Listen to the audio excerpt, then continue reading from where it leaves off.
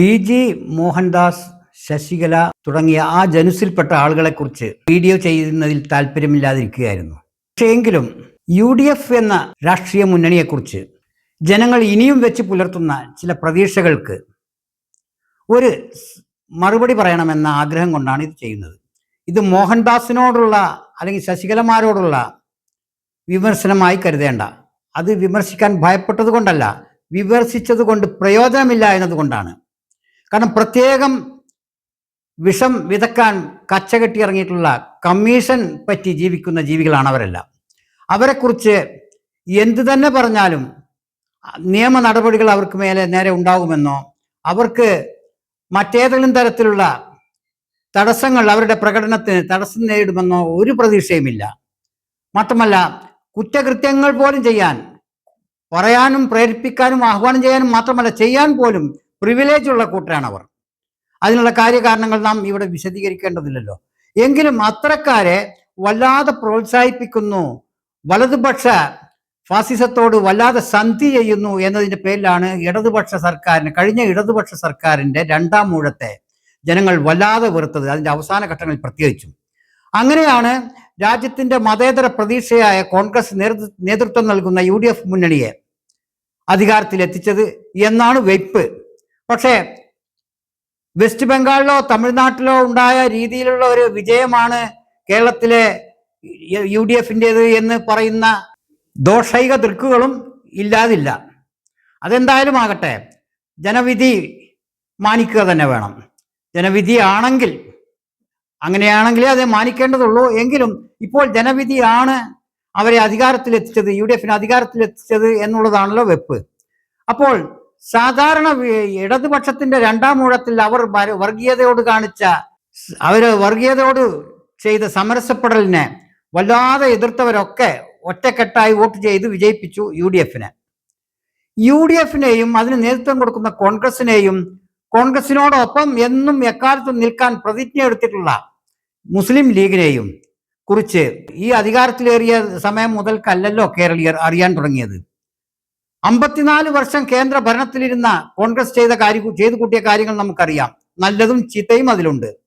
വർഗീയതയോടുള്ള അവരുടെ സമീപനം അതിൽ ഏറ്റവും ചീത്ത കാര്യങ്ങളിലാണ് ഉൾപ്പെടുന്നതെങ്കിലും അതിനെക്കുറിച്ച് താരതമ്യേന BJPയുടെ വർഗീയതയുമായി താരതമ്യപ്പെടുത്തുമ്പോൾ ഇത് മൃദുത്വമുണ്ട് ഇതിനൽപ്പം എന്നതുകൊണ്ടാണ് കോൺഗ്രസിനെ ഇപ്പോഴും BJPക്ക് ബദലായി ജനങ്ങൾ കോൺഗ്രസിൽ പ്രതീക്ഷ അർപ്പിക്കുന്നത്.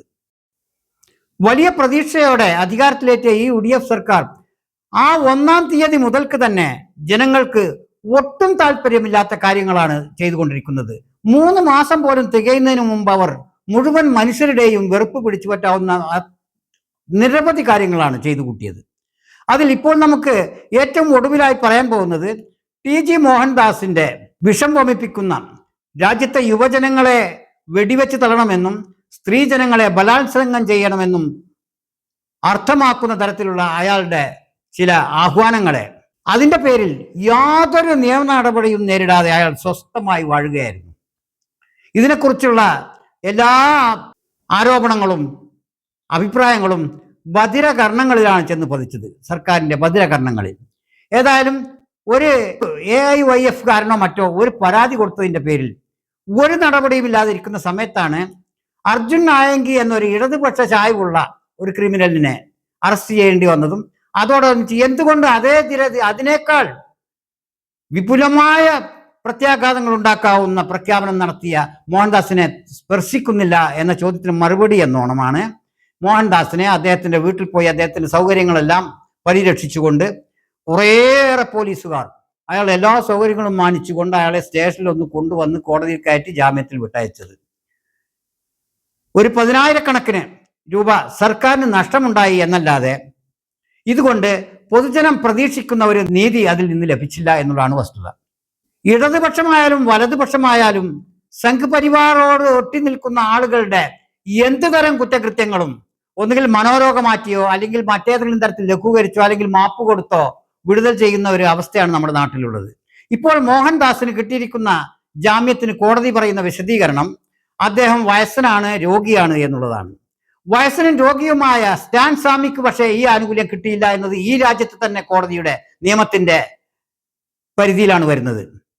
സായിബാബ, സ്റ്റാൻ സ്വാമി തുടങ്ങിയവരുടെ, അല്ലെങ്കിൽ ഉമർ ഖാലിദ് തുടങ്ങിയവരുടെ കേസുകളും അവർക്ക് കോടതി നൽകുന്ന ജാമ്യ വ്യവസ്ഥകളിന്മേലുള്ള കടുംപിടുത്തങ്ങളും എന്തുകൊണ്ട് മോഹൻദാസിനെ പോലെ ഒരാൾക്ക്, ഇത്രയും വലിയ ഭാവി തലമുറയെ ഒട്ടാകെ വെടിവെച്ച് തള്ളണമെന്ന് ആഹ്വാനം ചെയ്ത ഒരു വ്യക്തിക്ക്, സ്ത്രീ സമൂഹത്തെ ഒന്നടങ്കം ആക്ഷേപിക്കുന്ന തരത്തിൽ അവരെക്കുറിച്ച് അശ്ലീലം പറഞ്ഞതിന് യാതൊരു നിയമ നടപടികൾ നേരിടാതെ ആ സൈബർ കുറ്റം ചെയ്ത ശേഷവും 11 ദിവസം യാതൊരു അനക്കവുമില്ലാതെ കഴിഞ്ഞ് നിവൃത്തിയില്ലാതെ ഗത്യന്തരമില്ലാത്ത ഘട്ടത്തിൽ വെറുതെ ഒരു അറസ്റ്റ് നാടകം നടത്തി അയാളെ കോടതിയിൽ ഒന്ന് പ്രദർശിപ്പിച്ച് തിരിച്ച് അയാളെ വീട്ടിൽ സ്വസ്ഥമായി കൊണ്ടുപോയി വിട്ടു.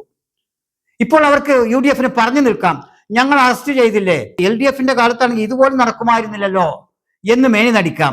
അറസ്റ്റ് ചെയ്ത ഉടനെ തന്നെ കോൺഗ്രസ് അനുഭാവികളും ലീഗ് അനുഭാവികളും വലിയ മുറവിളി കൂട്ടി, ഇതാണ് ഇടതുപക്ഷവും UDF തമ്മിലുള്ള വ്യത്യാസം എന്നൊക്കെ വലിയ വീമ്പിളക്കി. പക്ഷേ ഒരു 24 മണിക്കൂർ തികയുന്നതിന് മുമ്പ് മോഹൻദാസ് അയാളുടെ സുരക്ഷിത കേന്ദ്രത്തിൽ തന്നെ പോലീസ് തന്നെ മാന്യമായി തിരിച്ചെത്തിച്ചു. അയാൾക്കൊരു പോറലുമേറ്റില്ല. മാത്രമല്ല, അർജുൻ ആയങ്കി എന്ന ക്രിമിനലിനെ അവന്റെ പോസ്റ്റുകളെ ലൈക്ക് ചെയ്തവരെ പോലും പിടിക്കുമെന്ന് പോലീസ് മേധാവി പറയുമ്പോഴാണ് ഇത്തരം ആളുകളുടെ, മോഹൻദാസിന് വേണ്ടി പരസ്യമായി പോലീസ് സ്റ്റേഷനിൽ അതിക്രമിച്ചു കടന്ന് മുദ്രാവാക്യം വിളിച്ചവർക്കെതിരെ നടപടിയെക്കുറിച്ചൊന്നും ഏതായാലും പോലീസ് മേധാവിയുടെ അഭിപ്രായങ്ങളൊന്നും കണ്ടില്ല. അതെന്താണ്? ഇത്ര പരസ്യമായി ഒരു വിഭാഗത്തിന് ഇത്രയും പ്രിവിലേജ് കുറ്റകൃത്യങ്ങൾ നടത്താൻ ഈ രാജ്യം അനുവദിച്ചു കൊടുക്കുന്നത് ഏതടിസ്ഥാനത്തിലാണ്? കേന്ദ്ര ഭരണകൂടത്തിന്റെ രീതികൾ വെച്ച് നോക്കുമ്പോൾ അവരെ കുറിച്ച് നമുക്ക് കുറ്റം പറയാനാവും, അവരുടെ രീതിയാണ്. പക്ഷെ അവർക്കെതിരെ, അവർക്ക് ബദലായി ജനം പ്രതീക്ഷിക്കുന്ന UDF പോലെയുള്ള, കോൺഗ്രസിനെ പോലെയുള്ള പാർട്ടികൾ അവരെക്കാൾ ഒരു ചുവട് മുന്നിലായി അവരുടെ ആളുകളെ സഹായിക്കാൻ വേണ്ടി ഈ തള്ളിക്കാറ്റ് നടത്തുന്നത് എന്തിനാണ്? മോഹൻദാസ് ഇത്തരം കുറ്റകൃത്യം ചെയ്യുന്നത് ഇതാദ്യമായിട്ടൊന്നുമല്ല. സ്ഥിരം അയാൾ ഇതേ പരിപാടിയാണ്. കേരളത്തിന്റെ തെരുവുകളിൽ സായുധ കലാപം നടത്തണമെന്ന് അയാൾ പറഞ്ഞു, ഒരു ഇല പോലും അനങ്ങിയില്ല. മറ്റേതെങ്കിലും വേഷധാരികളാണ് ഇത് പറഞ്ഞിരുന്നെങ്കിൽ, നാമധാരികളാണ് ഇത് പറഞ്ഞിരുന്നതെങ്കിൽ കേരളം അക്ഷരാർത്ഥത്തിൽ നമ്മുടെ പോലീസ് സേനയും പട്ടാളവും തന്നെ കത്തിക്കുമായിരുന്നു. പക്ഷേ മോഹൻദാസ് പറഞ്ഞതുകൊണ്ട് പ്രശ്നമില്ല. അതേപോലെയാണ് ക്രിസ്ത്യൻ പള്ളി തകർക്കണമെന്നും സാമുദായിക കലാപം ഉണ്ടാക്കണമെന്നും പലതവണ ആഹ്വാനം ചെയ്ത ഒരു മനുഷ്യനാണ് ഇദ്ദേഹം. ഇപ്പോൾ അങ്ങനെയുള്ള സാമുദായികത മാറ്റിവെക്കാം. ഒരുപക്ഷെ സാമുദായികമായ പക്ഷപാതം കൊണ്ടായിരിക്കാം അയാൾക്കെതിരെ നടപടിയെടുക്കാത്തത്. ഏതായാലും ചില പ്രിവിലേജിലുള്ള സമുദായങ്ങൾക്ക് വേണ്ടി അണ്ടർ പ്രിവിലേജ്ഡ് സമുദായങ്ങളെ പറയുന്നത് കുഴപ്പമില്ല എന്നൊരു നിലപാട് നാട്ടിലുണ്ട് എന്ന് അതിന്റെ പേര് വിടുകയാണെങ്കിൽ, ഇപ്പോൾ അയാൾ പറഞ്ഞിട്ടുള്ളത് പ്രത്യേക സമുദായത്തെ മാത്രമല്ല, പ്രത്യേക ജനവിഭാഗത്തെ മാത്രമല്ല, സ്ത്രീ വിഭാഗത്തെ ഒന്നടങ്കവും യുവതലമുറയെ, എല്ലാ സമുദായങ്ങളിലും വിഭാഗങ്ങളിലും പെട്ട സമരം ചെയ്യുന്ന യുവതലമുറയെ വെടിവെച്ച് തള്ളണമെന്നാണ് അയാൾ പറഞ്ഞത്. ഇത് ഏതായാലും സാമുദായികതയുടെ ആനുകൂല്യത്തിൽ, സാമുദായിക പക്ഷപാതത്തിന്റെ, സാമുദായിക വർഗീയതയുടെ പക്ഷപാതത്തിൽ വെറുതെ വിടാൻ പര്യാപ്തമല്ല അയാളുടെ ഈ കുറ്റം. എങ്കിലും അയാൾ ഈസിയായി പോയിരിക്കുന്നു, ഒരു പ്രശ്നവുമില്ല, ഒരു പശ്ചാത്തലവുമില്ലാതെ. അയാൾ ചെയ്തതെല്ലാം ന്യായീകരിക്കുന്ന തരത്തിൽ അയാളുടെ അനുയായികൾ സ്റ്റേഷന് പുറത്ത്, കോടതിക്ക് പുറത്ത് മുദ്രാവാക്യം മുഴക്കുന്നു, ഒരു പ്രശ്നവുമില്ല. അതേസമയത്ത് മറ്റൊരു ക്രിമിനലിനെ, അയാളുടെ പോസ്റ്റുകളെ ലൈക്ക് ചെയ്തവരെ പോലും നോട്ടമിട്ട് അവരെ പിടികൂടുമെന്നാണ്, നിയമ നടപടി എടുക്കുമെന്നാണ് പോലീസ് മേധാവിയുടെ അഭിപ്രായം. വലിയ വ്യക്തമായ പക്ഷപാതങ്ങളും ന്യായത്തിന്റെയും നീതിയുടെയും നിഷേധവുമായിട്ട് വേണം ഇത് സാധാരണക്കാർ കാണാൻ. ദോഷൈക ദൃക്കുകളുടെ കാര്യമല്ല പറയുന്നത്, ശരാശരി മനുഷ്യൻ പൊതുബോധത്തിന് തന്നെ ദഹിക്കാത്തതാണ് ഇത്തരം കാര്യങ്ങൾ. മോഹൻദാസും ശശികലമാരും ഇനിയും പറയും ഒന്നും സംഭവിക്കില്ല. അത് ഇടതുപക്ഷത്തിന്റെ ഭരണമായാലും ശരി, പ്രോക്സി ഭരണമായാലും ശരി, കോൺഗ്രസിന്റെ ഭരണമായാലും ശരി, ഒന്നും സംഭവിക്കില്ല എന്ന് നമുക്കറിയാം. ഇപ്പോഴത്തെ അന്തരീക്ഷത്തിൽ ഈ അന്തരീക്ഷം കുറെ കാലം നീണ്ടു നിൽക്കാനും സാധ്യതയുണ്ട്.